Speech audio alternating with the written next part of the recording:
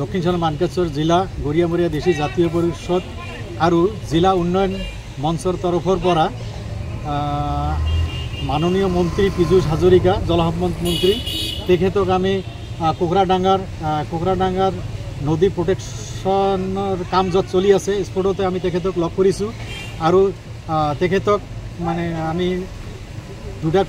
দুটা সংগঠনৰ পৰা তেখেতক আমি স্মাৰকপত্ৰ দাখিল কৰিলোঁ। তেখেতক আৰু আমি দাবী জনালোঁ যে বৰ্তমান যি পাৰ্মানেণ্ট প্ৰটেকশ্যন চলি আছে এই পাৰ্মানেণ্ট প্ৰটেকশ্যনৰ পিছত বৰ্তমান যি টেম্পৰাৰী প্ৰটেকশ্যন চলি আছে এই টেম্পৰাৰী প্ৰটেকশ্যনৰ পিছত পাৰ্মানেণ্ট এটা সলিউশ্যনৰ কাৰণে শিশুমাৰা BSF কেম্পৰ পৰা জলেশ্বৰলৈকে হাই টেকনলজি প্ৰয়োগ কৰি এটা বান্ধ নিৰ্মাণ কৰাৰ বাবে আৰু তাৎক্ষণিকভাৱে শিশুমাৰা BSF কেম্পৰ পৰা মলাখাৱা END বান্ধ পৰ্যন্ত এটা পাৰ্মানেণ্ট প্ৰটেকশ্যন কৰি বৰ্তমানৰ কাৰণে এটা নিৰাপত্তা IBB ৰোডৰ এটা নিৰাপত্তাৰ কাৰণে তেখেতক আমি দাবী জনালোঁ। তাৰোপৰি আজি আমাৰ অসমৰ মাননীয়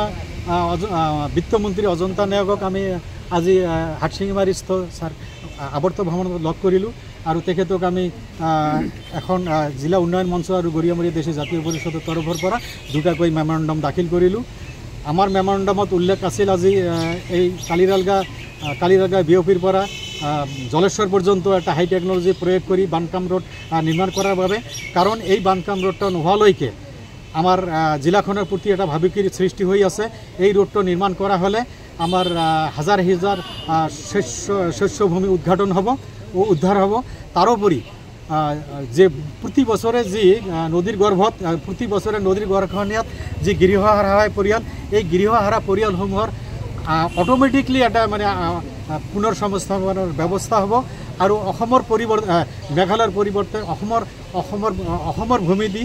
গুৱাহাটী অহা যোৱাৰ এটা পথ নিৰ্মাণ হ'ব আৰু ভৱিষ্যতৰ কাৰণে চিৰদিনৰ কাৰণে নদীৰ গৰাখহনীয়াৰ সমস্যাটো দূৰ হ'ব বুলি আমি মানে দুজন মাননীয় মন্ত্ৰীক অৱগত কৰাইছোঁ আৰু এই সম্পৰ্কে আমি পীযুষ হাজৰিকা ডাঙৰীয়াক যিখিনি কথা আলোচনা কৰিছিলোঁ তেখেতে আমাক আশ্বাস দিছে পৰৱৰ্তী সময়ত তেখেতে নদীৰ গৰাখহনীয়া পাৰ্মানেণ্ট প্ৰটেকশ্যনৰ বাবে যিখিনি ব্যৱস্থা কৰিব লাগে সেইখিনি ব্যৱস্থা কৰিব বুলি তেখেতে আমাক আশ্বাস দিছে।